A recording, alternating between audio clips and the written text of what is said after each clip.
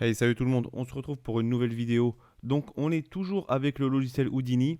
On va montrer une technique rapide, simple, efficace pour recréer une simulation de fumée vraiment impressionnante avec une luminosité ici dans notre scène vraiment mystérieuse, quelque chose de vraiment épique. Donc je vous laisse avec le travail qui a été effectué par un membre de la team.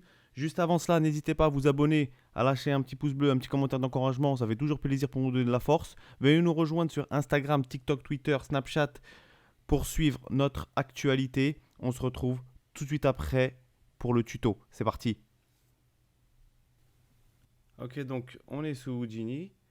On va charger le node géométrie, donc on va appeler Smoke, on va aller à l'intérieur. On va charger une sphère. On va changer le primitive type en polygone. On va augmenter le frequency à 10. On va ajouter au niveau du center dans l'axe Y, on va mettre la valeur de 1.5 pour le mettre au-dessus du sol. Donc on va ensuite charger le node Pyro Source. Donc on va voir ici comment réaliser justement notre fumée. Donc ici on a plusieurs paramètres, hein, Particle Separation et Particle Scale, qu'on pourra laisser dans un premier temps de cette manière, mais ce sont des paramètres qu'il faudra prendre en compte pour la suite de notre projet. Donc on aura le mode Initialize pour initialiser directement notre pyrosource soit en feu, soit en smoke. On a différents paramètres ici. Et comme vous pouvez le voir, ce seront les canaux qui seront utilisés au fur et à mesure des travaux qu'on va appliquer. Donc ici, comme sera le smoke, on va effacer et on va mettre déjà en surface scatter pour le mode. Et on pourra changer. On va mettre en initialize, on mettra la source smoke, ce qui nous permettra d'avoir notre source déjà configurée pour la fumée.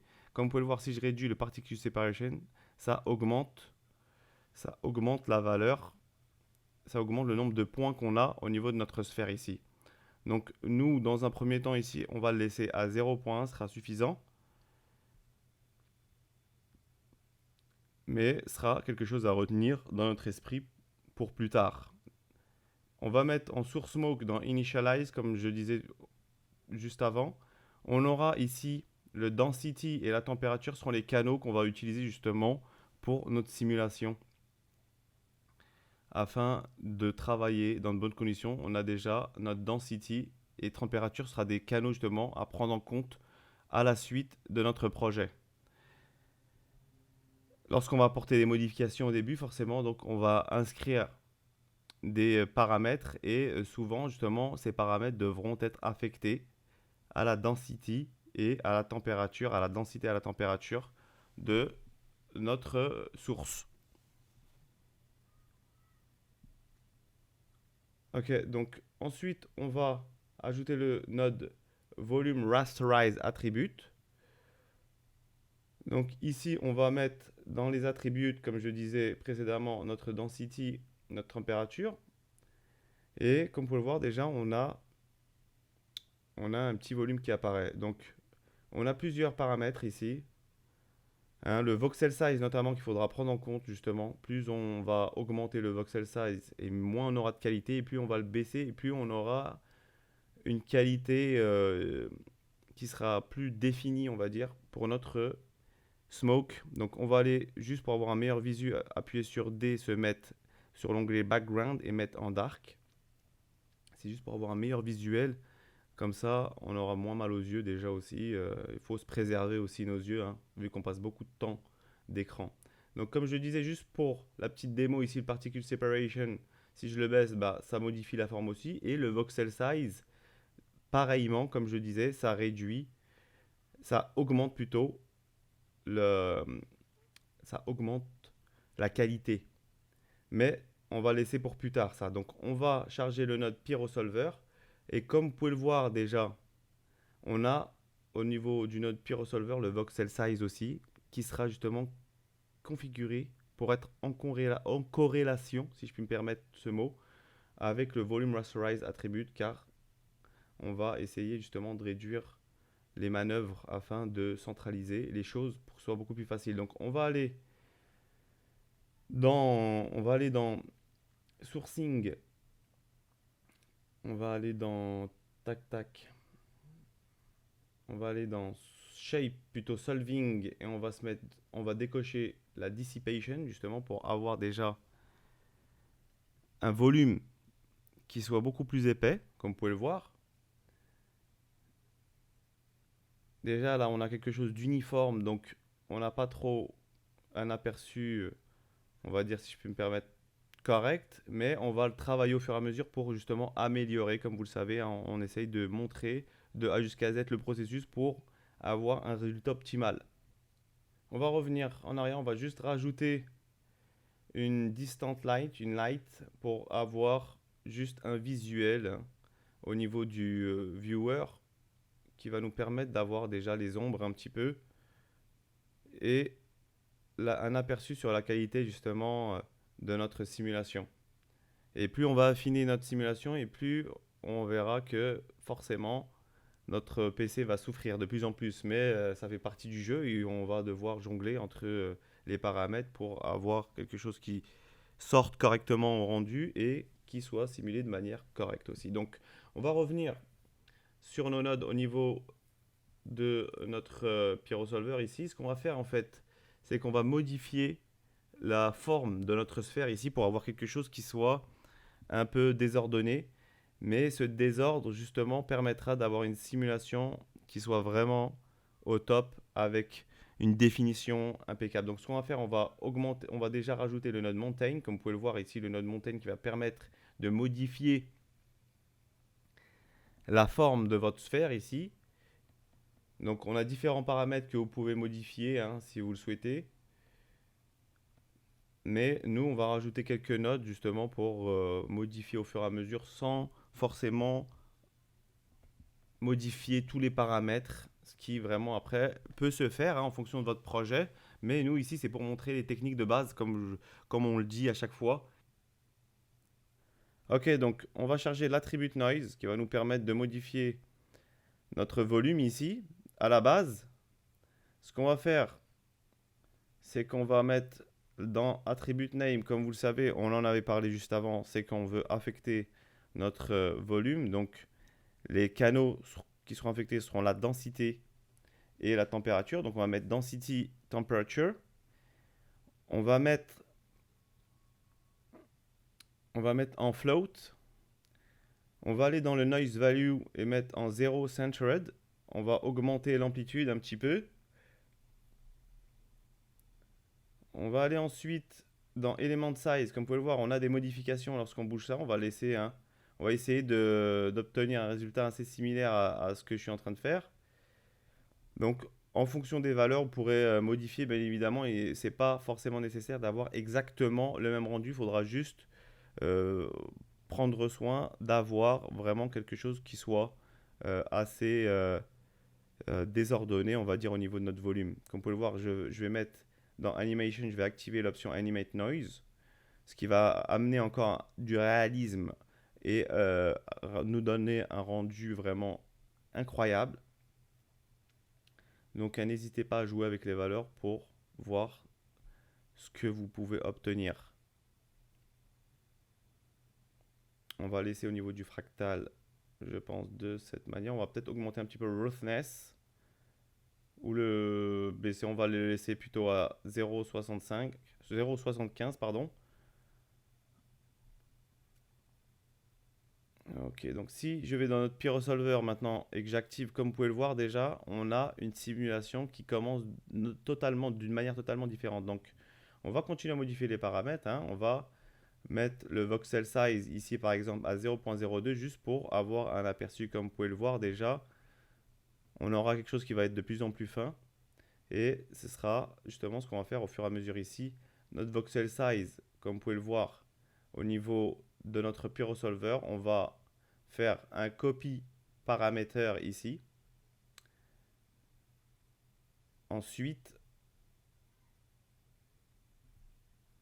donc si j'augmente le voxel size dans le pyrosolver, comme vous pouvez le voir, c'est nettement mieux.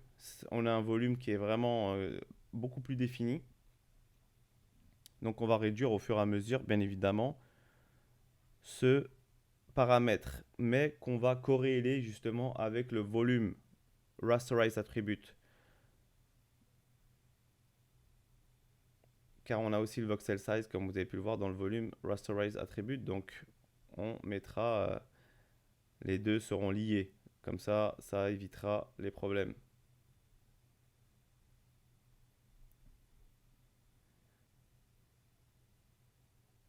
Ok, donc on va rajouter une point velocity justement.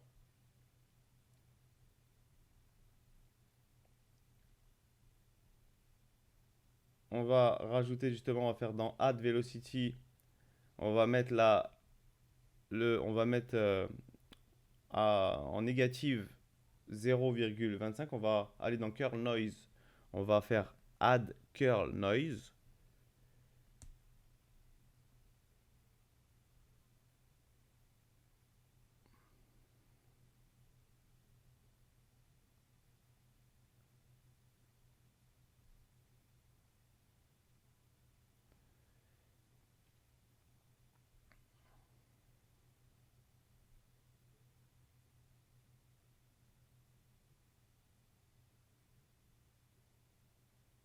Ok, on va rajouter le V de velocity, hein, dans notre volume rasterize attribute.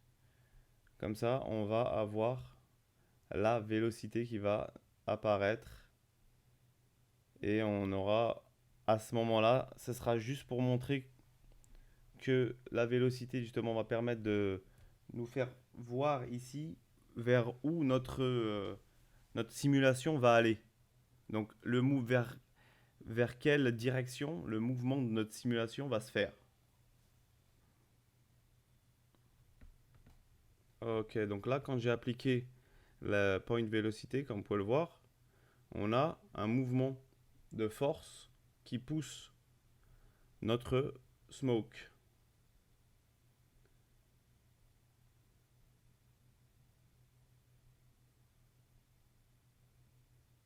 Donc si je mets à 10 au niveau de l'axe Y, comme vous pouvez le voir, au niveau de l'axe X, pardon, ça va augmenter notre poussée. Donc là, j'ai mis 20, on va avoir quelque chose qui va pousser de plus en plus sur l'axe X.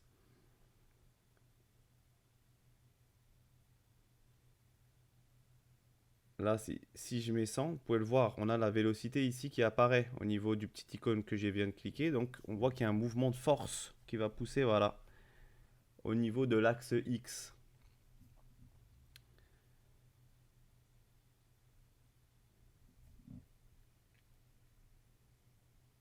Donc, on va aller dans on va revenir dans notre point de vélocité, on va mettre la valeur à 10 comme tout à l'heure.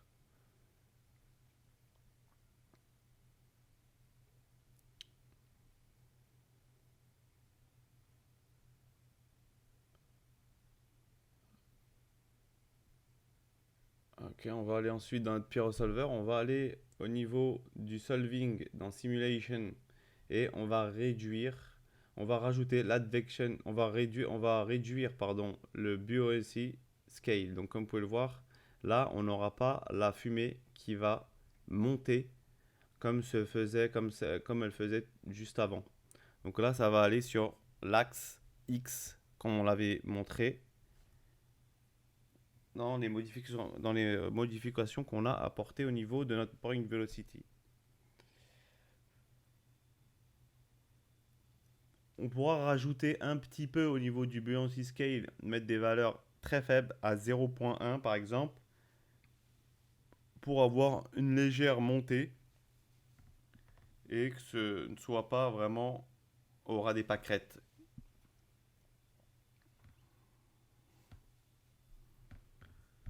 Ok, donc au niveau de notre solving, de notre sourcing, on va enlever le burn parce qu'ici ce n'est pas nécessaire, on n'aura pas on n'aura pas de burn, on n'aura pas de burning. Burn qui veut dire brûler bien évidemment en français, hein, pour toutes les personnes qui n'avaient pas peut-être compris.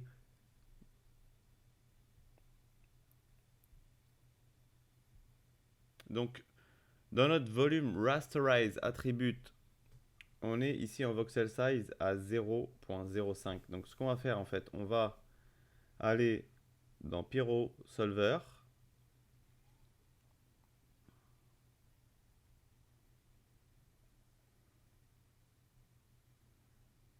On va se mettre,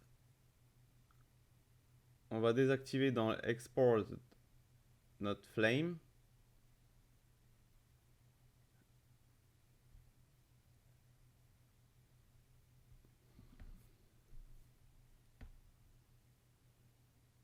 On va aller dans Look.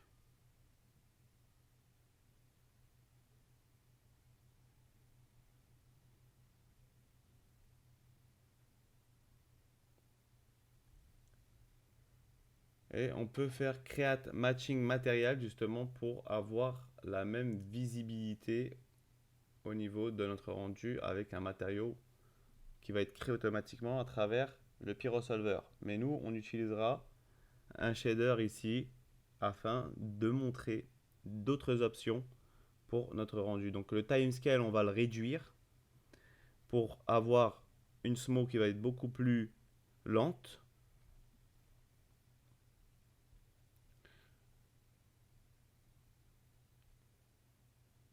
Ok, au niveau de notre setup, on va se mettre sur le voxel size, on va faire un copy parameter ici justement, et on va aller sur notre volume rasterize attribute et on va faire path relative, et comme ça on aura maintenant une modification qui va être apportée uniquement sur le PyroSolver au niveau du voxel size et sera répercutée automatiquement sur notre volume rasterize attribute. Donc on va faire la même chose aussi pour notre particle separation au niveau de notre pyro source.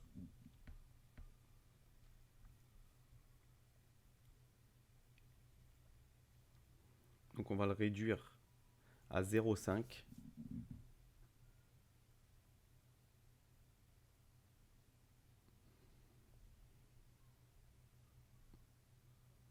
On va faire une petite simulation. Donc comme vous pouvez le voir, on a quelque chose de plutôt sympa hein, qui commence à prendre forme.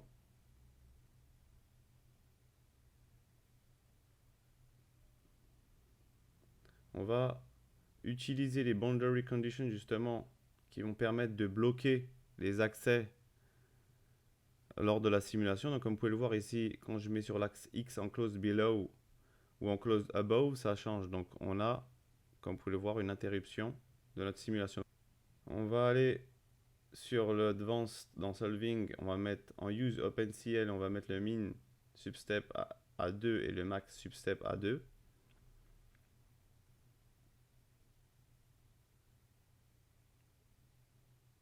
Et là, comme vous pouvez le voir, ça ne fonctionne pas car il y a cette impossibilité justement d'utiliser le use OpenCL pour notre simulation. Le use OpenCL, ce qui va utiliser le moteur de la carte graphique pour simuler ici.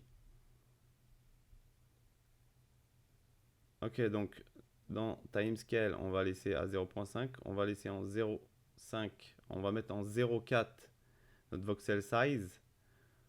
On va mettre boundary condition dans le Y en close below pour que la simulation n'atteigne pas le bas, ne descende pas en dessous de notre sol, et on va faire une petite simulation, on se retrouve tout de suite après.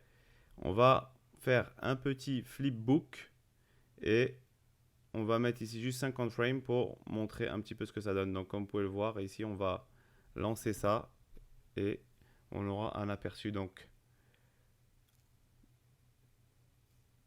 comme vous pouvez le voir, déjà on a quelque chose de vraiment sympa hein, qui commence à prendre forme.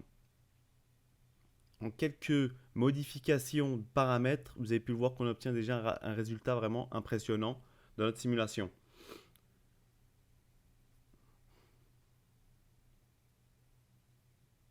Donc ce que je vais faire, on va aller dans le PyroSolver et on va ajouter des forces.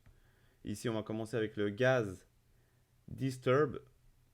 Donc des forces qui vont permettre de modifier aussi l'aspect et la définition de notre smoke. Donc on aura vraiment une modification complète à tous les niveaux. On va mettre dans le strength à 0.1 pour l'instant.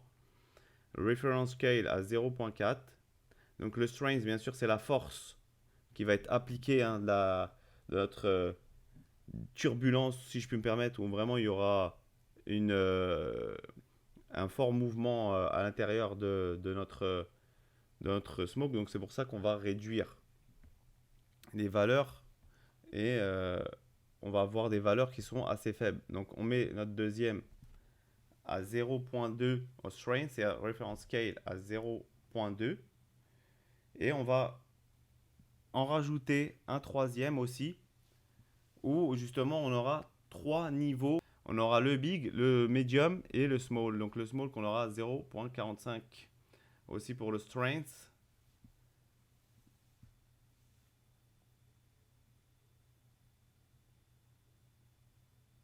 Et on va ajouter un merge et relier tout ça à notre force output. Ok, on revient sur smoke. Là, on va faire une petite simulation et on revient après pour faire une comparaison entre nos deux simulations déjà.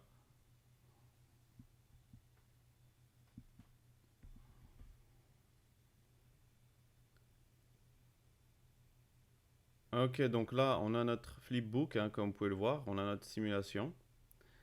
Ce qu'on va faire, c'est qu'on va faire une comparaison entre déjà les deux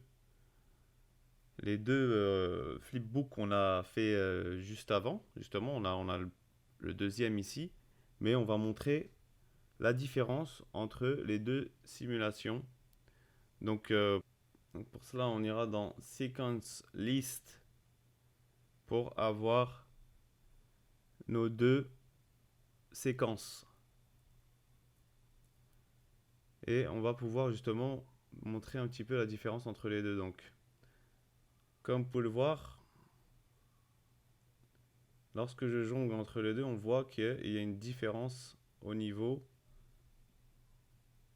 de notre simulation. On voit que notre fumée est beaucoup plus perturbée, on va dire, et a beaucoup plus de mouvement à l'intérieur même de notre simulation. Donc, on a déjà quelque chose de vraiment pas mal.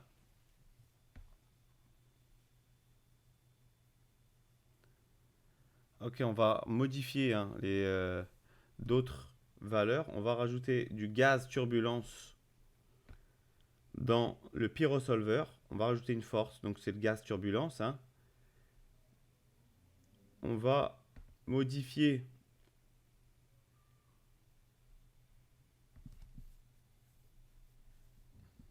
on va ajouter un merge et on va rajouter un merge encore à notre gaz turbulence. Donc dans la valeur de scale, on met à 0.1. Donc le turbulence, c'est aussi comme un peu notre gaz disturb, quelque chose qui va permettre d'améliorer, on va dire, ou de perturber la forme de notre fumée. Donc en fonction des paramètres, bien évidemment, ici le swirl sera le mouvement de rotation qu'on aura lors de l'émission de notre fumée. Donc ici on l'a mis à 5, le swirl size.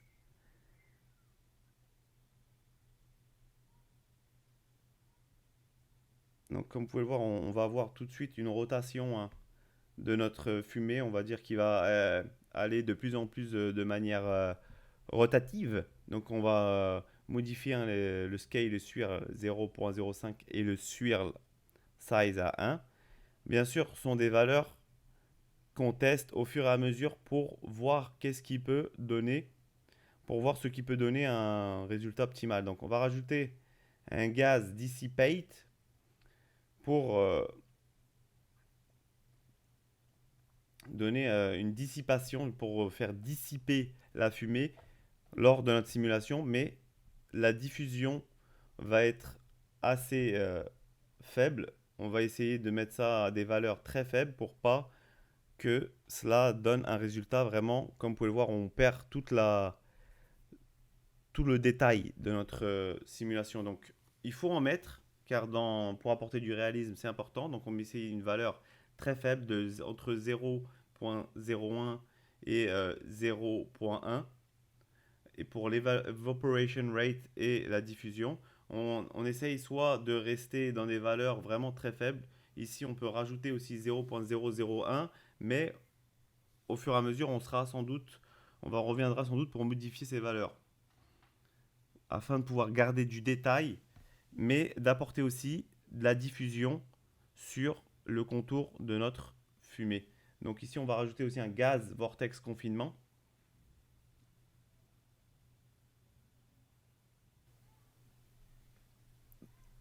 Ok, donc on fait un petit flipbook à 0.04.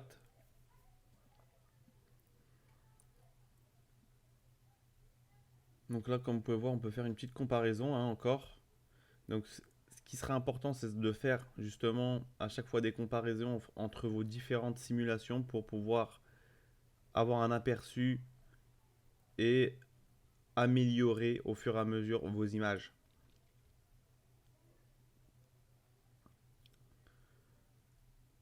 Donc on va revenir sur notre attribute noise. On a mis à l'amplitude à 1, l'élément de size à 2.86.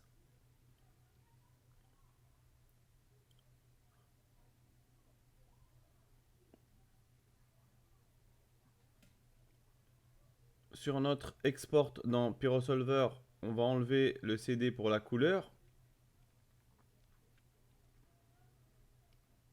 On va aller dans Solving. On va aller dans Voxel Size. On va réduire notre Voxel Size.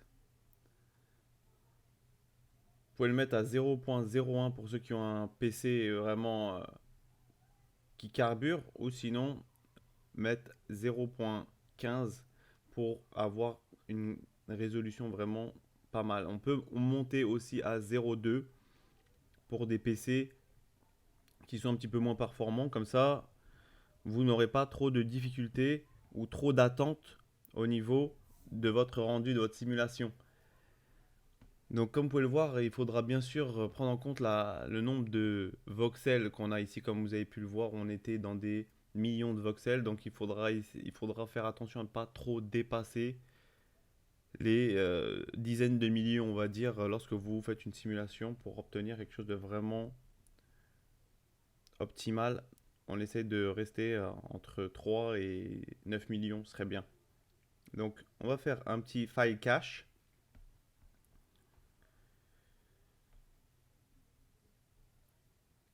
On va réduire ici notre séquence à 120 frames, justement pour le tuto, afin de ne pas avoir une séquence trop longue à calculer. Donc ici, ça va être enregistré au niveau de notre répertoire source où on a programmé notre projet. Donc ici, j'ai modifié le nom, je l'ai appelé Smoke 01.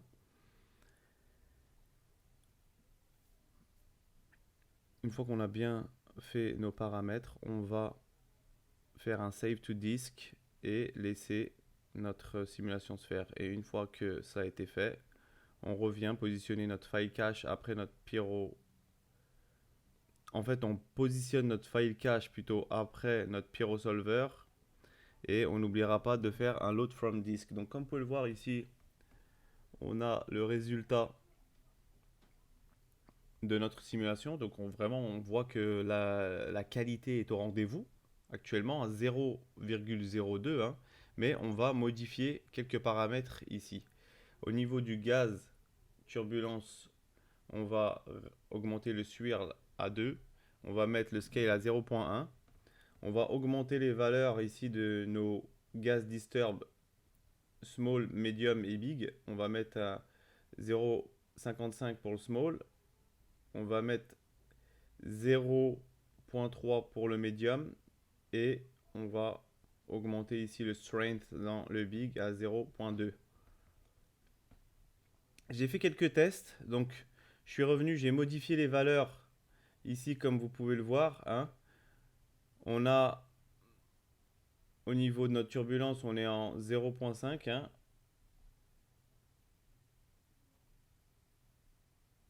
Et on a augmenté la diffuse, comme vous avez pu le voir, à 0,01. Et on voit tout de suite apparaître hein, notre force ici, de diffuse ici, qui apparaît sur les bords de notre simulation. Donc on va modifier encore les valeurs. Comme vous avez pu le voir ici, j'ai mis la BOC Scale à 0,1 aussi. On peut mettre entre 0,1 et 0,3. Ok, donc après plusieurs essais, hein, ici voilà un résultat final qu'on a obtenu vraiment après plusieurs tentatives, vraiment quelque chose de vraiment sympa. Donc ici on va mettre juste une petite caméra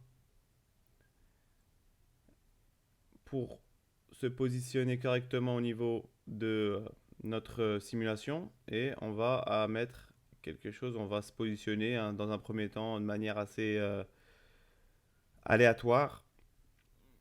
On modifiera la place, on modifiera bien sûr comme on le souhaite en fonction de ce qu'on veut mettre en place pour notre rendu. Donc là, on a une simulation vraiment impressionnante, hein, ce qu'on peut faire rapidement avec Houdini, comme vous pouvez le voir. C'est vraiment impressionnant.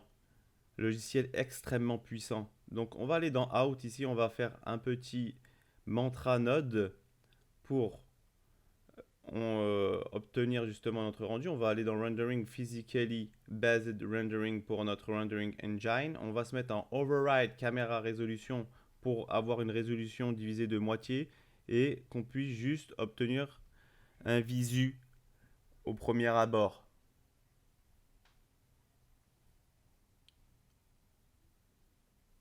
Ok, donc là, on a notre smoke ici. Donc avec les couleurs classiques dans un premier temps et surtout une luminosité hein, classique aussi. Ici, voilà, on a mis une distant light, c'est juste pour avoir un aperçu, mais on voit qu'on a quand même un résultat vraiment sympa. Ok, juste, on reviendra dans les réglages par rapport à notre light, hein. On peut modifier sa place. Après, ce sera à vous de voir ce que vous voulez obtenir dans votre résultat, ce que vous voulez obtenir comme résultat.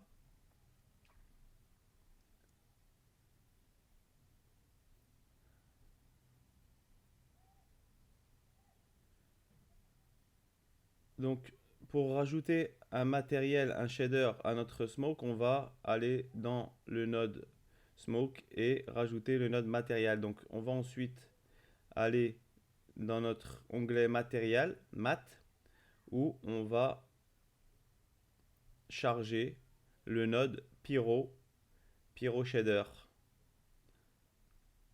Donc ici, c'est le Pyro Advanced Shader, car dans la nouvelle version de Houdini, on a, dans les nouvelles versions, plutôt à partir de, il me semble, la version 18, on a un nouveau shader pour tout ce qui est la fumée, feu, etc.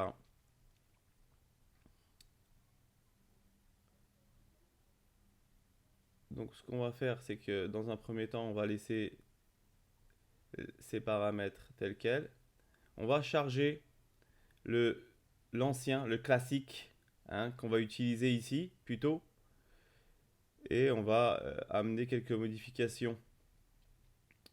Donc on va supprimer le Pyro Advanced Shader et on va utiliser le classique. On va aller dans notre matériel ici et sélectionner dans matériel notre Pyro Shader.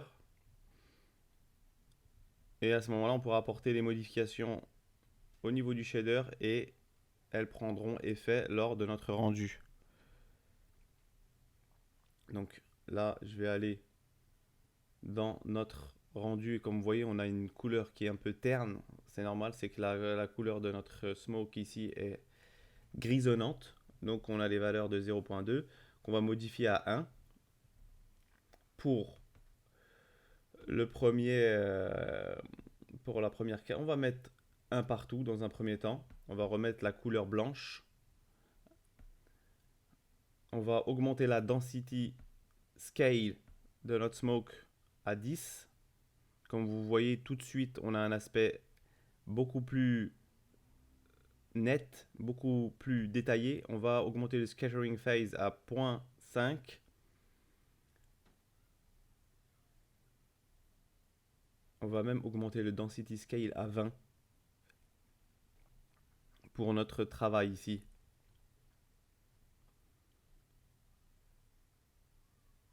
Donc on a le smoke brightness ici qui est à 1.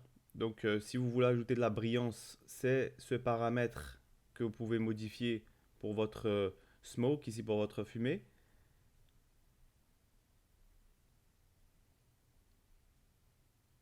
Ici on n'a pas de fire, donc on ne va pas toucher aux paramètres de feu.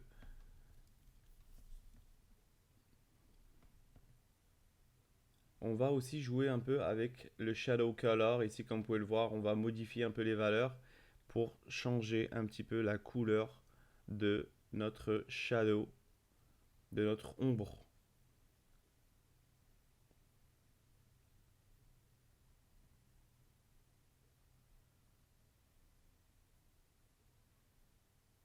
Et là, vous voyez, on a vraiment une différence flagrante, mais ça donne vraiment un résultat super sympa.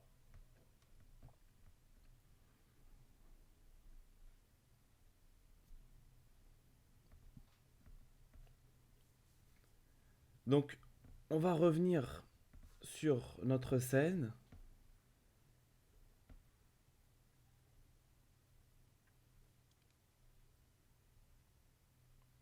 On va charger des lights qu'on va placer dans notre scène afin justement de l'embellir un peu plus et d'avoir vraiment une scène mystérieuse un petit peu avec une fumée mystérieuse qui arrive au niveau de notre caméra. Donc on va placer plusieurs lights, on va désactiver notre distant light et on va placer plusieurs lights à différents niveaux de notre scène en augmentant l'intensité justement pour avoir différentes variations de lumière et on pourra changer aussi la couleur. Donc on va désactiver dans Distant Light, on n'oublie pas de désactiver Enable et Enable in Viewport. Là, on aura actuellement que notre light de visible. Et là, à partir de là, on va pouvoir augmenter l'intensité et jouer avec le placement de notre light et ainsi que la couleur. Et à ce moment-là, justement, on aura vraiment une scène qui sera optimale.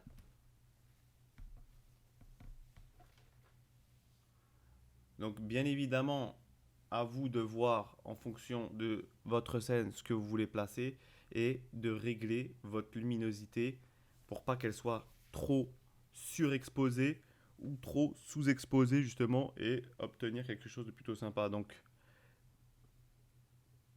vous pouvez splitter votre écran ici pour avoir le viewer de votre render view et le viewer de votre scene view. À ce moment-là, vous pourrez modifier la scène et en même temps visualiser sur le rendu directement les modifications.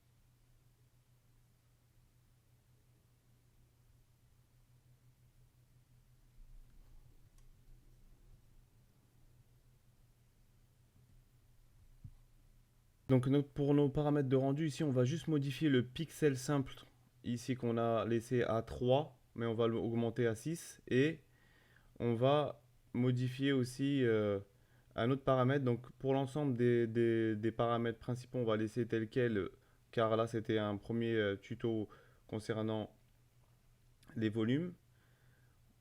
On va aller juste modifier, comme je disais, le pixel sampling et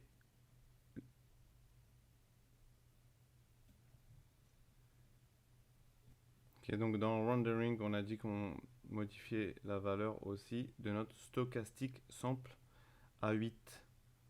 On va mettre le pixel sample justement à 6 et on va mettre le stochastic sample à 8.